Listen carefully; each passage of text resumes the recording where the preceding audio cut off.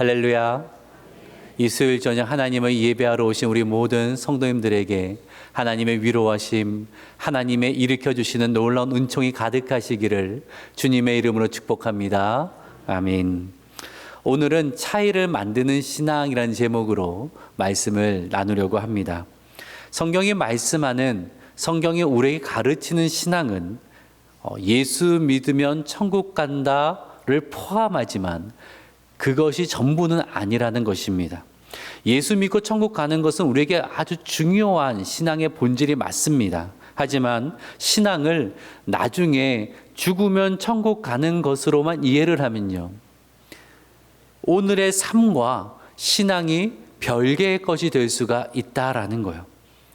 그러니 오늘의 삶은 죽어서 천국 가는 소망은 있는데, 오늘의 삶은 예수를 모르는 사람과 별 다를 바가 없는 그러한 신앙생활을 하게 될 수도 있다라는 것입니다. 신앙은요, 분명히 삶의 열매로 드러나야 되는 거예요. 그래서 예수님께서 아주 유명한 말씀하셨잖아요. 열매로 알리라 라고 하셨죠. 열매로 알리라. 사과나무에 열매가 맺히고 배나무에서 배 열매가 맺히듯이 우리의 신앙이 하나님께로부터 온 진짜 신앙이라면 그 신앙은 반드시 열매를 맺게 되어 있다라는 거예요.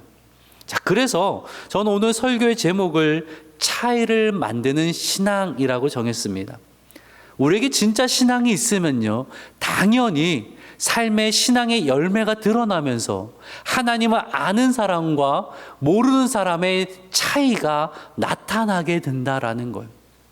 입술로만 하나님을 믿는다, 그리스도인이라고 말하는 것이 아니라 삶의 이 모습에서 분명한 차이가 드러나게 되어지고, 그를 통하여서 내가 하나님을 신앙하는 사람이라는 것이 증명되어지게 된다라는 거죠.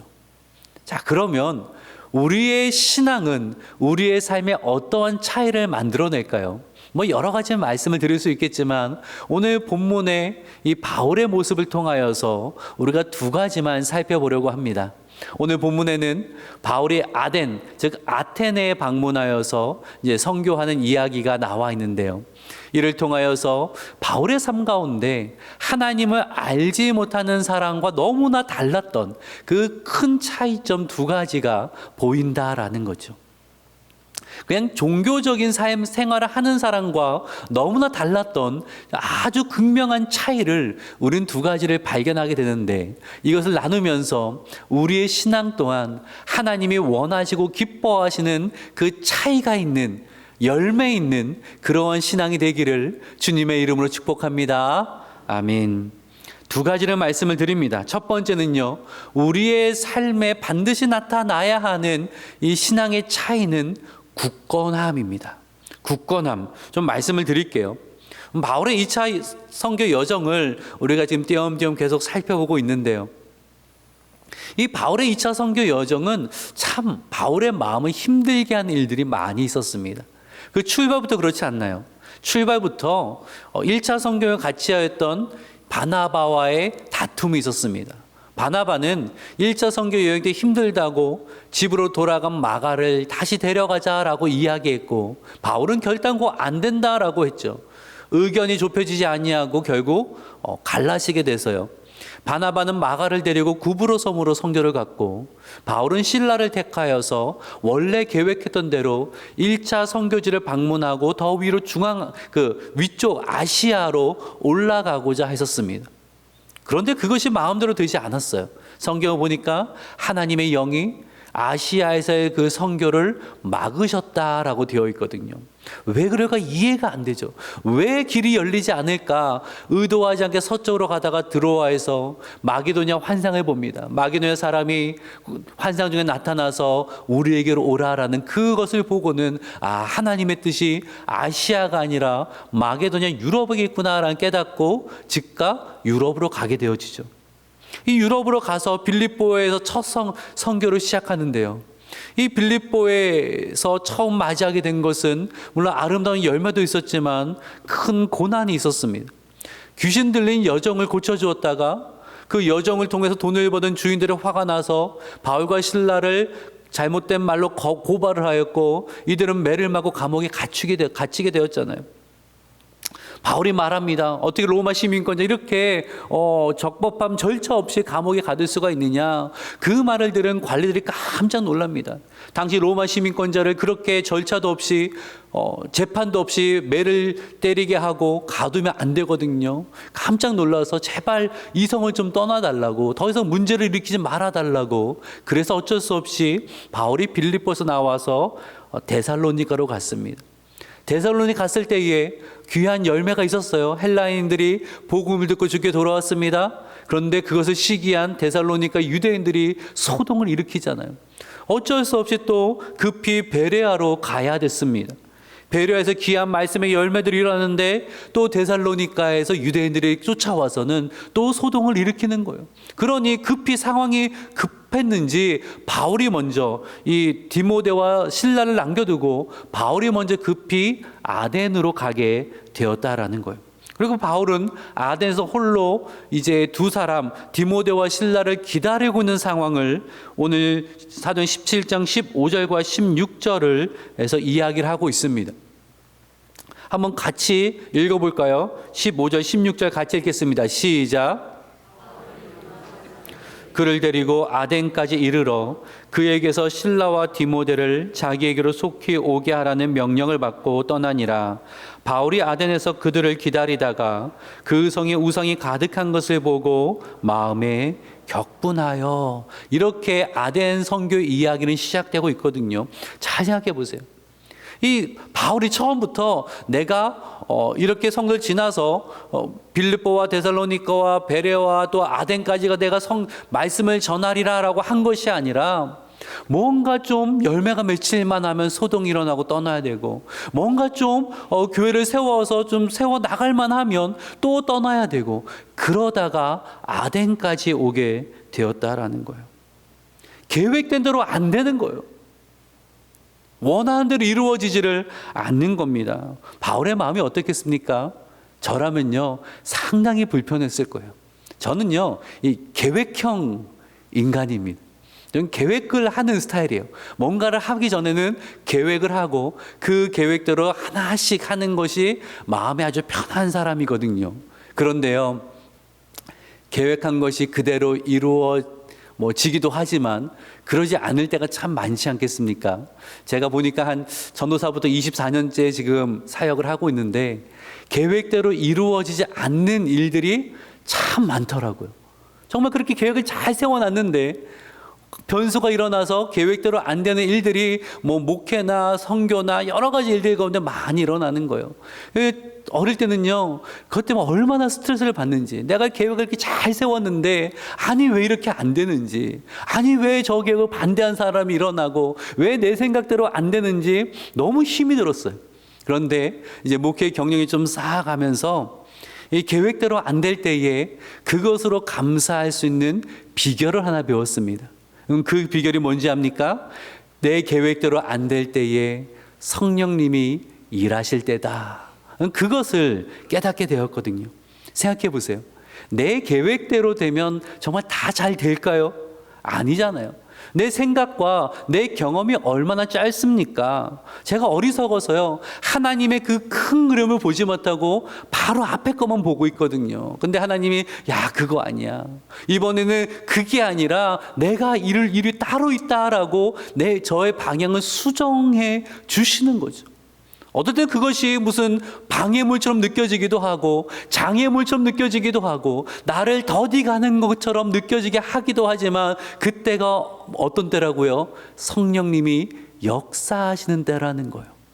그 사실을 배워나니까 좀 계획대로 되지 않아도, 좀 내 생각보다 좀 천천히 가도요, 그렇게 마음이 조급해지지 않아요. 무슨 기대가 생깁니까? 성령께서 어떻게 또 일하실까라는 기대가 생긴다라는 거예요. 사랑하는 여러분, 내 계획대로 안 될 때들이 있어요. 그렇죠? 기도하면서 하나님의 도움을 구하면서 시작했고 그 도움을 확신하며 나아가고 있는데 내가 생각한 것과 방향이 틀어질 때가 있습니다. 자꾸 방해물이 생길 때가 있고요, 뭐가 잘 안 될 때가 있어요. 그때 우리는 뭘 기억해야 됩니까? 하나님이 일하고 계심을 기억해야 돼요. 하나님 때로는 나를 다듬어 가실 때도 있고요. 또 하나님이 더 좋은 것을 주시기 위하여서 기다리게 하실 때도 있고, 바른 방향으로 나를 옮겨 가실 때도 있고, 그러기에 내 계획에 틀어지는 어떤 일들이 있을 때에 잠잠히 하나님과 머물며 하나님을 신뢰할 수 있는 믿음을, 신앙을 갖추어야 된다라는 거예요. 그 신앙을 갖출 때요, 그 신앙의 사람은 바울처럼 상황이 바뀐다고 내가 확 요동치지 않아요. 흔들릴 수 있지만 다시 그 자리에서 하나님을 바라보며 하나님을 신뢰하며 오늘의 자리에서 하나님이 나에게 맡기신 일들을 넉넉히 감당한다라는 거예요. 그것이 오늘 바울이 보여주는 굳건함입니다. 신앙은요, 내 삶 가운데 굳건함을 만들어가요. 나를 믿기 때문이 아니라, 누군가를 의지하기 때문이 아니라 하나님의 계획을 신뢰하기 때문에, 내 계획보다 하나님의 계획이 훨씬 더 크고 선한 것을 믿기 때문에 나는 오늘 요동치지 아니하고 굳건한 믿음을 보이면서 인내하며 기도하며 믿음으로 나아갈 수 있게 되는 것입니다. 그러기에 사랑하는 여러분, 이 굳건한 믿음을 갖추시기를 주님의 이름으로 축복합니다. 아멘. 두 번째로 하나 보길 원하는 것은요, 바울의 이 모습 가운데 보여주는 아주 중요한 신앙의 큰 차이점이 있는데, 그것은 두 번째, 거룩한 질투입니다. 질투라는 단어와 거룩함이 어울리는 걸까? 좀 설명을 드려보겠습니다. 우리 16절의 말씀을 다시 한번 읽어볼까요? 시작. 그들을 기다리다가 그 성에 우상이 가득한 것을 보고 마음에 격분하여.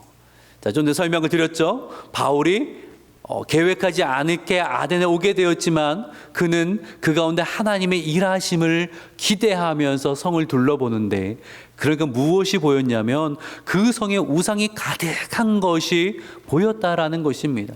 그것이요, 좀 회개한 그런 모양의 이상한 그런 우상들이 아니었어요.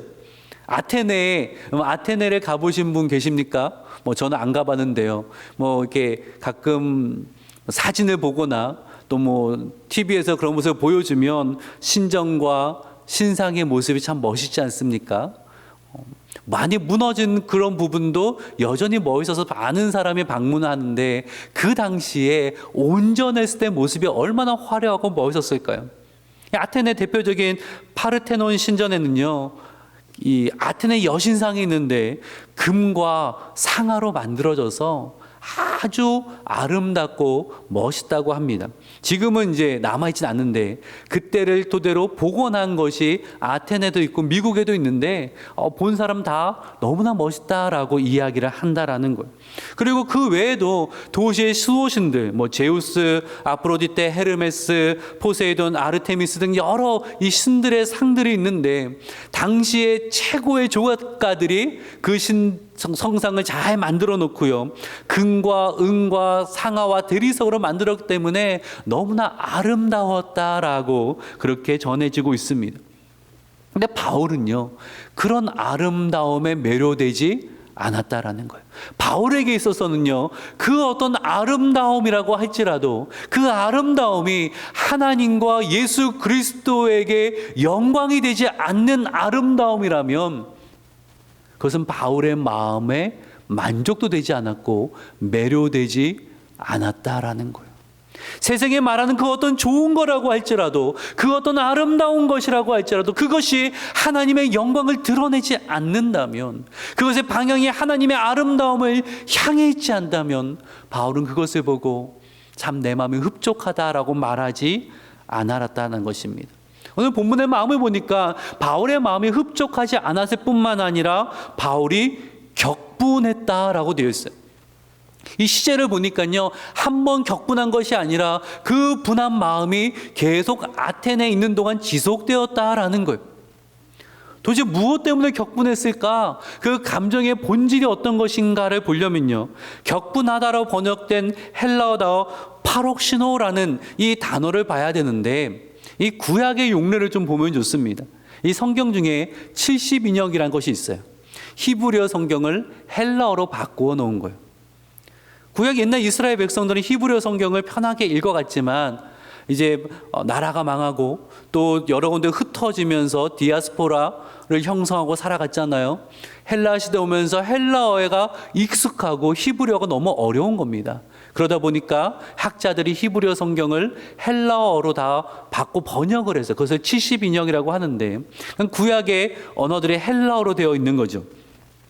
거기서 파록시노라는 이 헬라어 단어 어떨 때 많이 쓰이냐면요, 우상 숭배에 대한 하나님의 반응을 나타낼 때 많이 쓰이는 동사라는 것입니다. 예를 들어서 이스라엘이 이 시내산에서 밑에서 금송아지 우상을 만들었잖아요. 그때 하나님이 격분하셨거든요. 신명기 9장 7절 모세가 그때 일을 이야기하는데 같이 한번 읽어볼까요? 시작. 내 하나님 여호와를 경노하게 하던 일을 잊지 말고 기억하라. 내가 애굽 땅에서 나오던 날부터 이곳에 이르기까지 늘 여호와를 거역하였으되. 하나님을 섬겨야 되는 이스라엘 백성들이 우상을 섬겼을 때 하나님은 격분하셨다라는 거예요. 출애굽 34장 14절을 보면요, 이 하나님의 진노가 질투라는 단어로 표현이 됩니다. 같이 한번 읽어볼게요. 시작. 절하지 말라. 여호와는 질투라 이름하는 질투의 하나님이니라. 하나님이여 질투의 하나님이라. 제가 대학생 때 이거 생각나서 선배에게 하나님은 질투의 하나님이래라고 했다가 그 선배가 막 화를 내는 거예요. 어떻게 너는 하나님 앞에 질투라는 말을 쓸 수 있냐고, 어떻게 우리 하나님이 질투의 하나님 될 수 있냐고 막 화를 내서 아닌가라고 했다가 다시 보니까 맞아요. 하나님은 질투의 하나님이에요. 근데 이 질투하다는 것이 우리의 그 질투는 아닙니다. 하나님 우상을 질투하시겠습니까? 그건 아니에요. 이스라엘 백성은 마땅히 하나님을 예배해야 되고 하나님께 영광을 올려야 되는데 하나님의 받으셔야 예배와 찬송과 영광을 어떤 우상이 그 무언가가 가로칠 때에 하나님은 그것을 진노하신다라는 거예요. 그때 쓰여진 단어가 질투라는 단어가 쓰여지고 있다라는 거예요. 한 구절 더 보면 엘리야 선지자는 이런 말을 했는데요. 열왕기상 19장 10절의 말씀 같이 한번 읽어볼까요? 시작. 내가 만군의 하나님 여호와께 열심히 유별하오니 이는 이스라엘 자손이 주의 언약을 버리고 주의 제단을 헐며 칼로 주의 선지자들을 죽였음이오며. 여기서 뭐라고 말합니까? 여호와께 열심히 유별하오니. 근데 이 말을 좀 직역을 하면요, 여호와를 위한 질투심이 유별하다는 거예요. 하나님을 위한 질투심이 유별하다는 거예요. 하나님께 영광이 올려져야 되는데 그 영광과 찬송이 우상에게 엉뚱한 것에 돌려지는 거 보면서 엘리야의 마음 가운데 분노가 일어났다는 거예요. 격분하게 되었다라는 거예요. 오늘 본문에서 바울 역시 동일한 질투심, 분노가 있었다라는 것입니다. 아테네 사람을 창조하신 분이 누구십니까? 여호와 하나님이시죠. 아테네 사람들에게 생명 주신 분이 누구십니까? 여호와 하나님이시죠. 해를 비추게 하시고 비를 주시는 분 누구십니까? 여호와 하나님이시죠. 마땅히 아테네에 하나님의 찬송을 받으셔야 되고 하나님의 영광 받으셔야 되는데 여러 우상들이 그 찬송과 영광을 받는 것을 보면서 바울 가운데 여호와를 위한 질투가, 여호와를 위한 분노가 일어나게 되었다라는 거예요. 여러분, 우리는 무엇에 질투를 하고 있습니까? 어느 목사님께서 예전에 이런 하소연 같은 말씀을 하신 적이 있어요. 어느 성도에게 귀한 간증거리가 있어서 그 성도를 간증자에 세워서 하게 하면 참 은혜가 넘칠 것 같은데 잘 못하게 된다라는 거예요. 그 이유가 뭐냐면 다른 성도들이 질투를 한대요. 목사님, 그 권사님은 예뻐해서 그 권사님은 세웠다고, 들어보니까 별거 아닌데 나도 그런 얘기 있는데 나도 그런 간증 있는데 목사님은 저 권사님만 좋아해서 그렇게 세우신다고, 그런 이야기를 들린다라는 거예요. 그래서 함부로 간증자를 잘 성도 중에서는 못 세운다라는 그런 이야기를 들은 적이 있습니다. 여러분, 우리가 하나님 백성이요, 엉뚱한 것에만 질투하면 안 돼요. 누가 다 나보다 더 주목받으면 질투하고, 동창회 나갈 때는 나보다 안 예쁜 것이 잘 살고 있고 막 그러고 있으면 막 질투가 나서 집에 씩씩거려서 괜히 남편이 미워지고, 뭐 그러면 안 된다라는 거예요. 그러면 그런 걸로만 질투하면 세상에 그 하나님 모르는 사람과 나는 다를 바가 없는 거예요. 동일한 것에 질투만 하고 있는 거예요. 하나님의 백성이 가져야 할 질투는요, 거룩한 질투라는 것입니다. 하나님의 영광을 위한 질투심이 있어야 돼요. 자녀를 위해 많은 기도의 제목들을 가지고 있잖아요.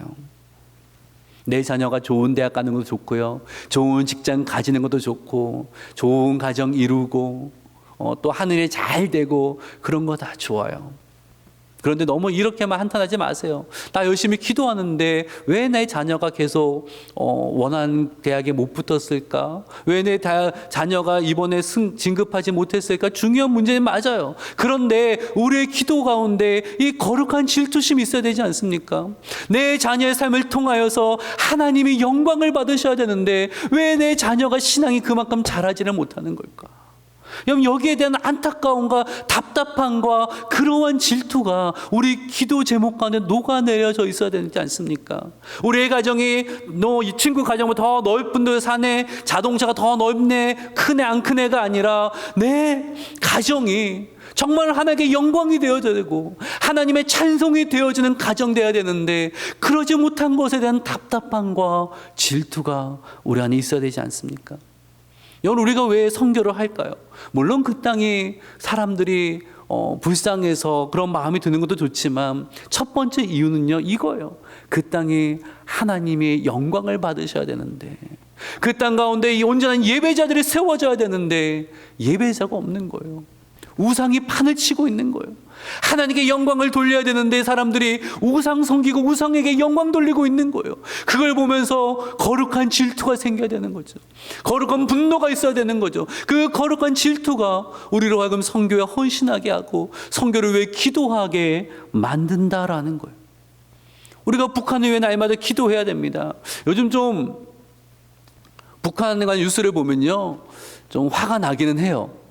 자꾸 총선을 앞두면 꼭 그렇게 좀 이상한 짓들을 많이 해요. 그렇죠? 뭐 협박하고 뭐 미사일 어쩌고저쩌고 항상 총선이 가끔 그렇게 해서 화가 나는 거 믿기도 한데, 사실 우리가 분노의 첫째 이유가 무엇입니까? 그런 거가 아니라 그 땅이 우상을 섬기는 땅이 된 것을 우리는 슬퍼하고 분노할 수 있어야 된다라는 거죠. 1907년 평양 대봉이 있었던 그 땅인데 지금 마음껏 하나님의 이름을 부르지 못하는, 예수 그리스도 이름으로 모이지 못하는 그것으로 인하여서 우리는 가슴 아파야 되고, 그것으로 정말 마음에 하나님을 위한 질투가 일어나고 그로 인해 기도할 수 있어야 된다라는 거예요. 바울이 아덴에서 하나님의 복음을 증거한 것은 바로 이 하나님을 위한 거룩한 질투 때문이었어요. 17절과 18절의 말씀 볼까요? 회당에서는 유대인과 경건한 사람들과 또 장터에서는 날마다 만나는 사람들과 변론하니, 그냥 어딜 가든지 사람들과 이야기했다라는 거예요. 왜요? 우상을 섬기고 있으니까 그것이 너무나 답답하니까 이 사람 붙들고 이야기하고, 사람들 모여 있으면 그게 아니라고 이야기하고. 우리 18절의 말씀은 같이 한번 읽어볼까요? 시작. 스토아 철학자들도 바울과 쟁론할세 어떤 사람은 이르되 이 말쟁이가 무슨 말을 하고자 하느냐 하고, 어떤 사람은 이르되 이방 신들을 전하는 사람인가 보다 하니, 이는 바울이 예수의 부활을 전하기 때문이로라. 에피쿠루스와 스토아 철학자들과 변론을 했대요. 이 에피쿠루스 학자는요, 이런 신권을 갖고 있어요. 신들은 너무 멀리 있다라는 거예요. 너무 멀리 있어서 인간사에 관심도 없고요, 인간 세상에 어떤 영향도 끼칠 수 없다라고 이야기를 합니다. 세상은 우연히 원자들이 이렇게 구성되어서 만들어진 거기 때문에 죽음 이후의 세계도 없고 심판도 없다. 그냥 이 땅에서 편안하게 살면 된다. 정신적인 만족을 누리는 쾌락을 얻으면 살아가면 좋다라고 그렇게 이야기를 했다라는 거예요. 반면에 스토아 학자들은요, 범신론을 이야기했어요. 신이 너무 많아. 이것도 신이고 저것도 신이고. 그런데 그 신은요, 전능하지가 않아요. 그 신보다 더 강한 것이 운명이에요. 신도 운명을 거스르지 못하고 사람도 운명을 거스르지 못해요. 그러니 사람이 할 일이 무엇이냐면 그 운명에 순응하면서 살아가는 거예요. 다 잘못된 이야기를 하고 있잖아요. 그러니 바울의 마음이 답답한 겁니다. 그래서 우리가 오늘 자세히 살펴볼 수는 없지만 아레오바고 설교를 하게 되는 거예요. 하나님이 천지 만물을 지으신 하나님이십니다. 하나님 저 멀리 계신 것이 아니라 인간 세상에 찾아오시고 개입하시고 구원을 이루신 하나님이십니다. 예수의 십자가에 죽으신 것 부활을 통하여서 여러분을 구원하시는 여호와 하나님이십니다라는 것을 이야기하는 것입니다. 그리고 이를 통하여서 몇 사람이 주께 돌아온 역사로 아덴의 설교가 마무리가 되거든요. 사랑하는 여러분, 성도에게는요 하나님을 위한 거룩한 질투가 있어야 돼요. 한번 생각해 보세요. 나는 무엇을 가지고 질투하고 있는가? 내 질투가 온통 세상 것인 거 아니에요? 그냥 누구 얘기 듣고 그것 때문에 질투하고, 누구 잘 되는 거 보면 그것 때문에 질투하고, 누가 더 관심 받으면 그것 때문에 질투하고, 하나님 알지 못하는 사람과 나에게는 어떠한 차이가 있습니까? 오늘 보면 우리에게 도전합니다. 그런 질투가 아니라 하나님을 위한 거룩한 질투를 가지라는 거예요.